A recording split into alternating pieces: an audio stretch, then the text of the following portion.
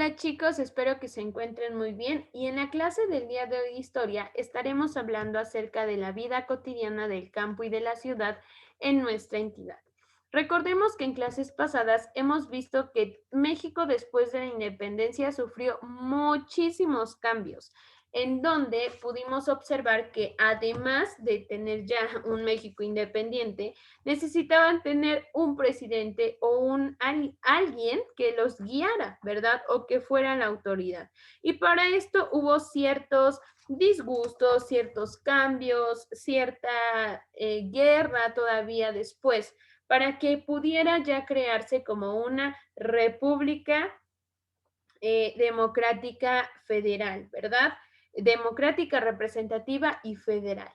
Entonces, el día de hoy vamos a ver cómo después de que ya pasó toda esta travesía de cambios, llegó a establecerse un presidente que se llamaba Porfirio Díaz. Y durante bastante tiempo, él estuvo frente al gobierno. Aproximadamente se dice que fueron 30 años. Imagínate cuánto tiempo estuvo en el poder. Y por lo mismo, él muchas ocasiones abusó del poder que tenía, por lo que él hacía que, pues, dividió al país en clases sociales, en donde las clases sociales era clase alta, clase media y clase baja. Las clases altas eran aquellos que tenían mucho dinero, como los empresarios, los hacendados. Las clases medias eran todas aquellas que tenían un trabajo, pero no contaban con riqueza, sino solamente lo sustentable para comer, para vivir, algunos para darles educación a sus hijos. Y la clase baja eran los campesinos o los esclavos, todos aquellos que no tenían o que vivían en pobreza. Durante este tiempo, que fue llamado el porfiriato, se introdujeron también algunos avances, no todo fue malo. México fue progresando y así fue añadiendo algunos beneficios también para toda la población. Uno de ellos fue el ferrocarril. La riqueza generada durante estos días de Porfirio Díaz dieron comienzo a la Revolución Mexicana, ya que durante este tiempo que tenían riquezas, hacían ricos a los ricos.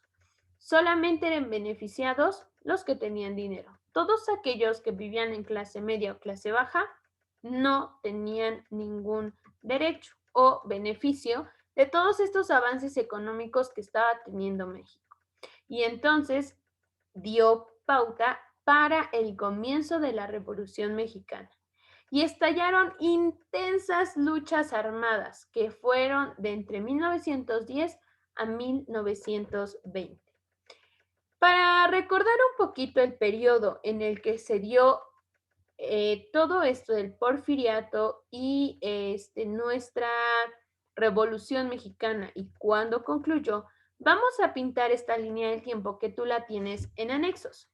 Y esta línea del tiempo la vamos a pintar primero de verde. Vamos a pintar el tiempo que fue el porfiriato, que fue de 1876, voy a dejar como si fuera un año, hasta 1910, que en ese tiempo comenzó la Revolución Mexicana. Y no terminó sino hasta 1917, cuando se promulgó la Constitución Política, en donde ya se establecían derechos y beneficios para todos los pobladores y no solamente para los más ricos. Vamos a poner aquí el periodo en el que se vivió, que fue de 1876 a 1910. Y la revolución, que fue de 1910 a 1917. Suena un poco interesante, ¿verdad? A pesar de que ya habíamos pasado por algo así, que fueron con los españoles, aún así se vivió, pues, otra, ¿cómo podemos llamarlo? esclavitud, porque pues estábamos bajo el mando de un solo presidente por mucho tiempo. Y si no se levantaban en armas, seguiría ese mismo presidente. Y muy bien, vamos a pasar a la siguiente actividad, en donde vamos a ordenar los acontecimientos que tuvieron y después vamos a ver cuáles fueron los que se dieron durante la Revolución y cuáles fueron los que se dieron durante el Porfiriato. En 1895 llegó el primer automóvil a México. Si te das cuenta, esto fue durante el periodo en el que estaba Porfirio Díaz. Por eso te digo que no todo fue malo.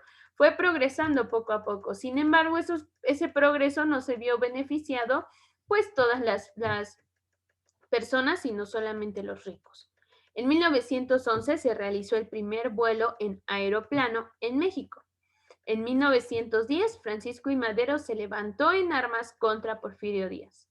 En 1880 inicia la construcción del ferrocarril entre Chihuahua y México, que ese fue uno de los grandes beneficios que tuvimos.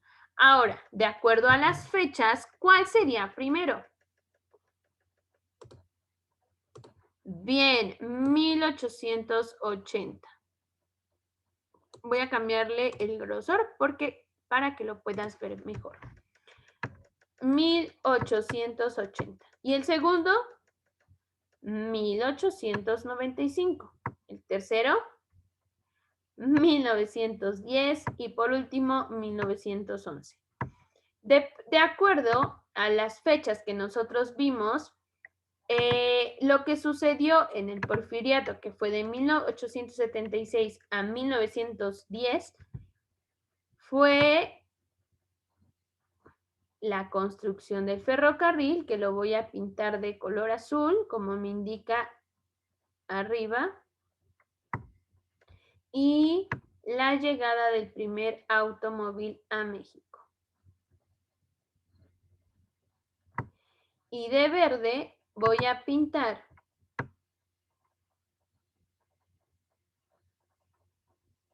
lo que pasó durante la Revolución Mexicana, que principalmente fue cuando se levantaron en armas y el primer vuelo en aeroplano en México. Y listo, así es como debe quedar tu anexo. Una vez que ya concluimos, es todo por nuestra clase del día lunes. Ahora vamos a pasar a las actividades del día miércoles. Conociendo un poco ya lo que trabajamos en la clase pasada de la vida cotidiana de mi entidad en el campo y la ciudad, vamos a contestar la página 304 y 305 de nuestra guía de aprendizaje integrado. En la guía nos habla nuevamente de qué fueron estos cambios que tuvimos durante este tiempo. Y dice, durante el siglo XIX, 9 de cada 10 mexicanos vivían en el campo, en haciendas, pueblos o ranchos. Los más favorecidos eran los hacendados, después los pequeños propietarios y administradores de tierras, y los desprotegidos eran los campesinos sin tierras y peones acasillados. En la ciudad vivía un gran número de personas de distintas condiciones sociales. Formaban parte de la clase alta, que eran los hacendados, empresarios y destacados profesionistas. De la clase media, que eran los empleados públicos del comercio o transportes y artesanos prósperos, y de la clase baja eran los obreros, los sirvientes, vendedores, ambulantes, así como los léperos y pelados.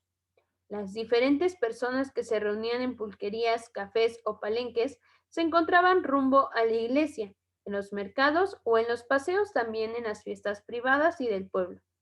Pocos niños iban a la escuela. Y era lo que comentábamos con tus compañeros, que los más afectados pues fueron los pequeños niños, porque eran muy pocos los que asistían a recibir una educación, ya que pues en algunas ocasiones era necesario que ellos también trabajaran para apoyar en los gastos de la casa. Observando las dos imágenes que tenemos en la parte de abajo, ¿cuál de ellas crees que sea la del campo? la del lado derecho. Ahí nosotros podemos observar que hasta sus casas son pues menos ostentosas, son de pajita. Podemos ver ahí sembradío atrás de las personas, ¿verdad? Y de rojo vamos a encerrar la ciudad. Y ahí hasta podemos ver que estaban en armas, que estaba más progresado, las casas son de cemento. Bien, ahora vamos a leer este pequeño relato en donde nos habla acerca de un acontecimiento, pues digamos así, como en un mercado, en una placita. Y ahí vamos a ver cómo se describe y poco a poco vamos a ir llenando con las palabras que tenemos en la parte de arriba. Y nos dice, los gritos callejeros en la Ciudad de México. Hay en México diversidad de gritos callejeros que empiezan al amanecer y continúan hasta la noche. Os despierta el penetrante y monótono grito del ¿qué será ahí? ¿Cómo se llama el que vende? ¡Carbón, señor! Un carbonero. Del carbonero. Más tarde empieza el mantequillero. Mantequilla de a real y de a medio. Que recordemos, algunas palabras seguían siendo castellanas, por eso es que a lo mejor escuchamos un acento un poco diferente. Cecina buena, interrumpe el voz ronca. ¿Quién vende carne? El carnicero. ¡Ay! Esta es la prolongada y melancolía nota de la mujer que compra las sobras de la cocina y que se para delante de la puerta. ¿Qué crees que sea eso? Cebó, así le llamaban a las sobras que les daban, bueno, que los ricos daban y ellos los vendían en las plazas o en los pueblos. Un tipo deja oír la voz aguda y penetrante del indio. A gritos requiere al público que le compre agujas, alfileres, dedales, espacio, bolas de hilo de algodón, espejitos, etc. ¿Qué es parecido a esto? Los botones de camisa, exacto.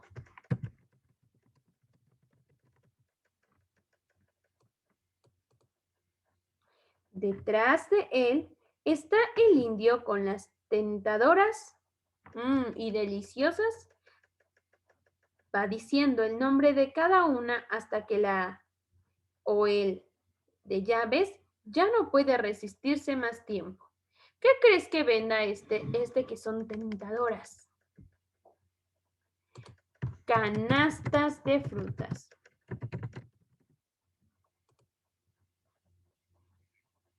¿Quién era la que se encargaba de comprar todo esto? La cocinera o el ama de llaves. Le sigue el ¿quién quiere petates de Puebla? Petates de 5 varas. Vendedor, muy bien. Al mediodía, los comienzan a ser particularmente inoportunos y sus lamentaciones y plegarias. ¿Quiénes son las que andan ahí pidiendo, regáleme una monedita? Los limosneros, exacto. A eso del atardecer, tortillas de cuajada o bien, ¿quién quiere nueces? A los cuales sigue el nocturno pregón de castaña asada caliente y el canto cariñoso de las vendedoras de patos, mi alma, patos calientes, tamales de maíz, etc. Exacto, la vendedora de patos. Y a medida que pasa la noche, se van apagando las voces para volver a empezar de nuevo a la mañana siguiente con con igual entusiasmo. Y recordemos que yo les decía a tus compañeros, si alguna vez has ido con mamá a los mercaditos o alguna plaza o algún tianguis, podrás recordar un poquito de todos los gritos que hoy escuchamos, ¿verdad? Y que aún caracterizan a México. En el punto 3 te voy a pedir que si tienes a tu abuelito o a alguna persona mayor, le preguntes cómo es que ellos se divertían mientras hace mucho tiempo cuando estaban los tiempos de la Revolución Mexicana, si es que los vivieron y si no después de la Revolución Mexicana. O si a ellos, sus papás o sus abuelitos les dijeron, no, yo cuando estaba niño jugaba de esta forma y así ellos te podrán contar con qué jugaban y cómo se divertían. Eso es todo por nuestras clases de historia y nos vemos en la siguiente clase. Adiós.